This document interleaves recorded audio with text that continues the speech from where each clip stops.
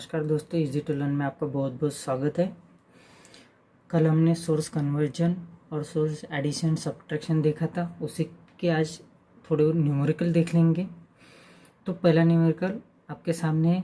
इसमें आपको मैं इक्विवेलेंट रेजिस्टेंस कैसे निकालते हैं, सोर्स के एडिशन सब्ट्रैक्शन कैसे होते हैं, और कैल्सी की थोड़ी बहुत एक थोड़ी बहुत जो इंजीनियरिंग स्टूडेंट है या फिर डिप्लोमा स्टूडेंट है उनको पता ही होगा कैल्सी कैसे हैंडल करते हैं। तो लेकिन जो हमारे नए दोस्त हैं उनके लिए मैं बता दूंगा एक बार, ठीक है। तो चलिए, यहाँ पे क्या हो सकता है, ये मुझे सर्किट दिया हुआ है और क्या बोला है, convert the single voltage source. अभी सिंगल वोल्टेज सोर्स है तो मुझे क्या बनाना पड़ेगा, एक वोल्टेज सोर्स और उसका सीरीज में एक रेजिस्टेंस, बस इतना ही मेरा होना चाहिए। तो किस तरीके से बनाएंगे, तो देखिए एक बात हो सकती है। यहाँ पे देखते हैं, सर्किट को पहले सिंप्लीफाई कीजिए, आप जितना हो सके उतना, जितना आपको समझ में आता है उतना पहले सिंप्लीफाई, क्योंकि आगे आपको धीरे धीरे समझ में आ ही जाएगा। तो देखिए ये दो रेजिस्टेंस जो है, ये दो रेजिस्टेंस पैरेलल में है, इसका मैं पैरेलल कॉम्बिनेशन कर सकता हूँ, पैरेलल इक्विवेलेंट निकाल सकता हूँ, ठीक है। ये हो गया पैरेलल, और ये दोनों है, ये भी पैरेलल में है, लेकिन इस साइड में मेरा सोर्स है, इस साइड में भी सोर्स है, तो इसका पैरेलल कॉम्बिनेशन मैं ले नहीं सकता क्योंकि करंट सोर्स दोनों साइड में लगे हुए हैं। अगर क्या होगा, अगर मैं इस वोल्टेज सोर्स को, इसका तो हो गया, ये तो पैरेलल में है, कॉम्बिनेशन बना देंगे, लेकिन अगर इस सोर्स को मैं वोल्टेज में बना दूंगा तो ये रेजिस्टेंस जो कि सोर्स रेजिस्टेंस है मेरा वाला, ये सोर्स रेजिस्टेंस कैसे आइडेंटिफाई करते हैं, करंट सोर्स है, पैरेलल में होना चाहिए और सबसे नज़दीकी रेजिस्टेंस, ठीक है। ये सब मैं आपको बता चुका हूँ। तो अगर इसको मैं वोल्टेज में कन्वर्ट कर दूंगा तो ये रेजिस्टेंस इसके सीरीज में हो जाएगा, इसलिए मैं इसके एडिशन कर सकता हूँ। तो यहाँ पे एट ए टाइम मैं दो चीज़ें कर सकता हूँ, ठीक है। तो करते हैं, मैंने इसका फार्मूला क्या बताया था, टू रेजिस्टेंस का, R1 into R2 upon R1 plus R2 बताया था, उसी हिसाब से करके देखते हैं। तो इसका मैं शॉर्टकट तरीका बताता हूँ कैल्सी में, आपको जो रेगुलर स्टूडेंट होंगे उनको तो पता होगा, ये मैं नए वाले के लिए बता देता हूँ। देखिए मैं क्या करूँगा, R1 यानी 6 का इन्वर्स लूँगा, ठीक है, प्लस दूसरा रेजिस्टेंस कितना है 6, उसका भी इन्वर्स लूँगा, R1 का इन्वर्स प्लस R2 का इन्वर्स इज इक्वल टू आने वाला आंसर का भी मैं इन्वर्स लूँगा, कितना आ गया 3, यानी कि R1 का इन्वर्स प्लस R2 का इन्वर्स इज इक्वल टू आने वाले आंसर का भी इन्वर्स, ठीक है। आने वाले आंसर का भी इन्वर्स करना मत भूलिए।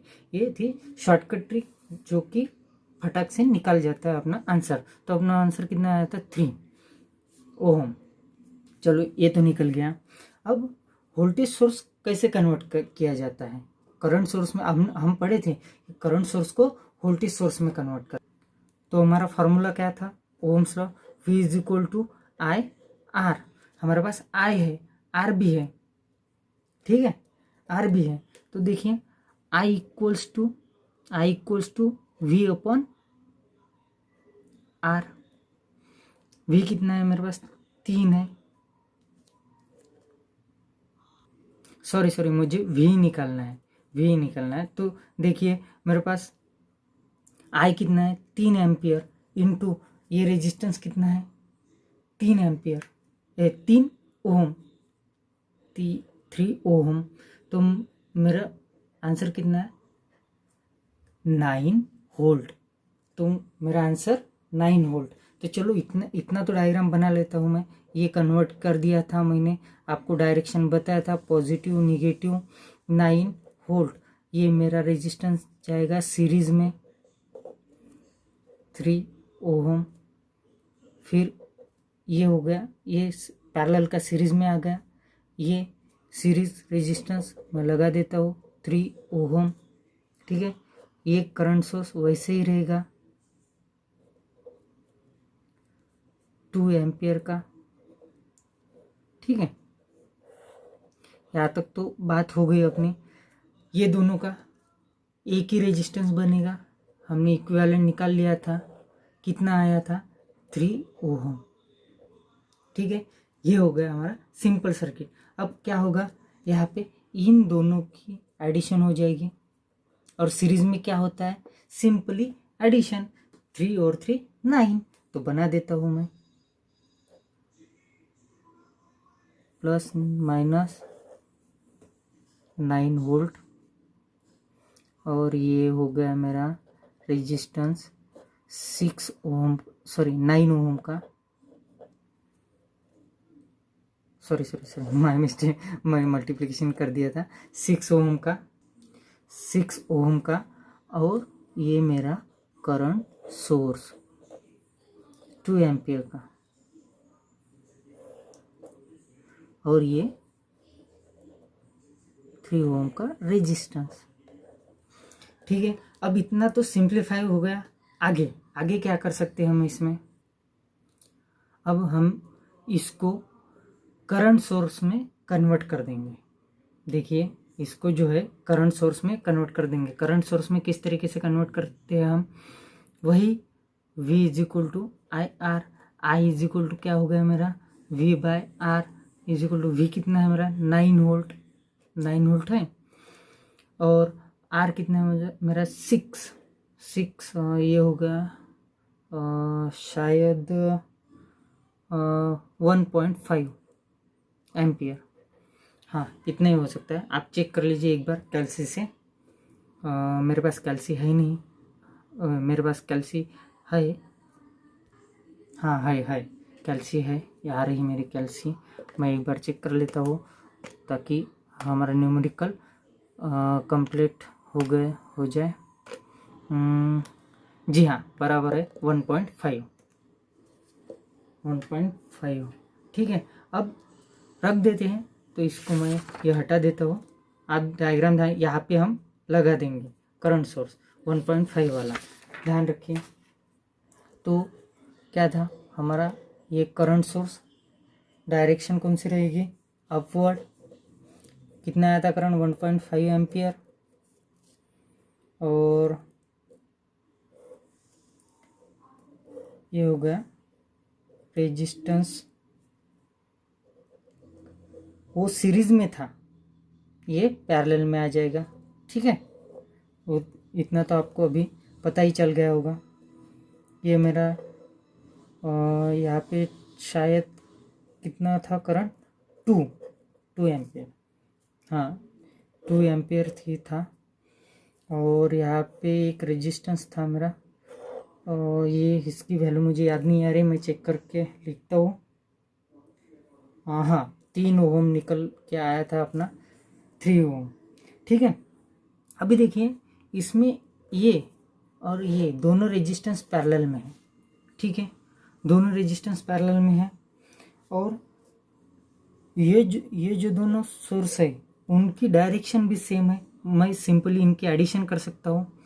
अभी देखिए, इनको पैरेलल में करने का तरीका मैंने आपको बताया था, क्या है, R1 into R2 upon R1 plus R2। आप कैल्सी से भी कर सकते हो फटाफट, जो मैंने इन्वर्स वाला तरीका बताया था। तो ये हमारा कितना, ये आ जाएगा हमारा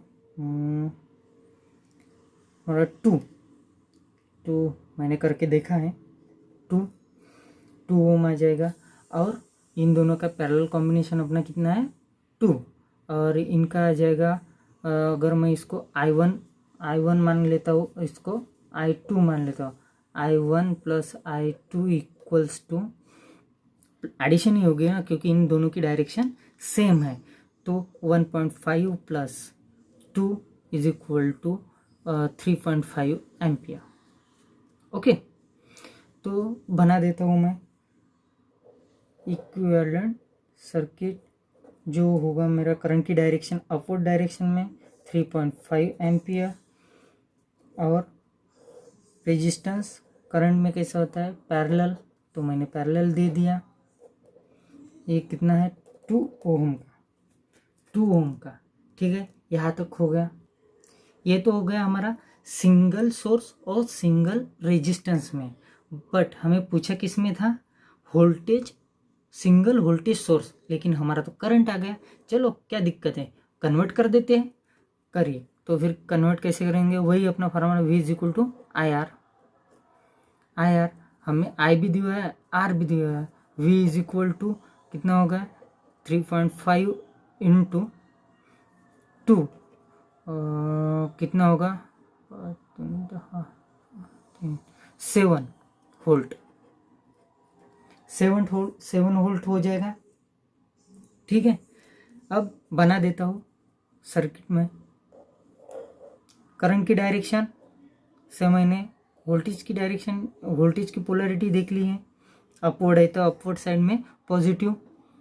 ठीक है, आपको दिख नहीं रहा होगा, चलो कोई बात नहीं, अभी दिखेगा। 3 मेरा वोल्टेज कितना है 7 volt. Current series, resistance series में 2 ओम लगा दिया। ये हो गया मेरा फाइनल आंसर। तो इस तरीके से हम कर सकते हैं कि कोई भी, अब आपको अच्छे से समझ में आया होगा कि हमें वोल्टेज कन्वर्जन, करंट कन्वर्जन, ये सोर्सेस के कन्वर्जन और इक्विवेलेंट रेजिस्टेंस निकालना और एडिशन, वोल्टेज और सोर्स का एडिशन सब्ट्रैक्शन, ये क्यों ज़रूरी है और उनकी पोलैरिटी डायरेक्शन क्यों ज़रूरी है, यही मेरा मोटो था कि आपको समझ में आ जाए इस न्यूमेरिकल से। ये तो बिल्कुल एकदम सिंपल था, इससे भी और कॉम्प्लिकेटेड नेटवर्क आते हैं। अगर आप इसकी अच्छे से प्रैक्टिस करोगे तो कॉम्प्लिकेटेड कोई अपने लिए मायने नहीं रखता, कितना भी कॉम्प्लिकेटेड आने दो।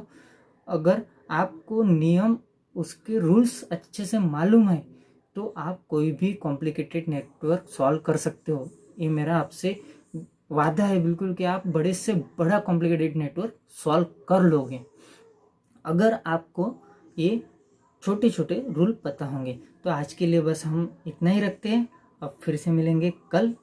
सो आज के लिए धन्यवाद।